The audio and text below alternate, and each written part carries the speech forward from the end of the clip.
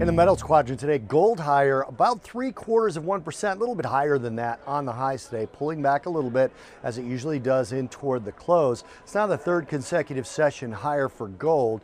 You have to remember we had a pretty big down week in gold last week, but right now what we're seeing is with the highs of 1475, we've got three key moving averages between 1473 and 1490 on the price action in gold, and it's going to be a little bit of a struggle for gold to get through that without some sort of critical event. Speaking of critical events, one of the things gold is fighting right now is impeachment versus the data. The data itself came out a little bit better over the last few days.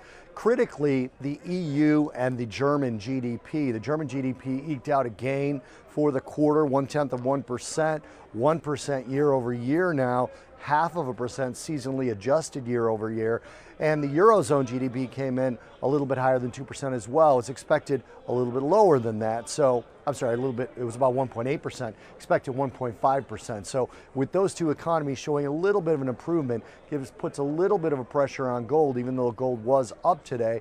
The impeachment fears, geopolitics, domestic politics always brings those sort of gold safety investors into the precious metal. But again, 3 days higher, it's still not much of a move compared to last week.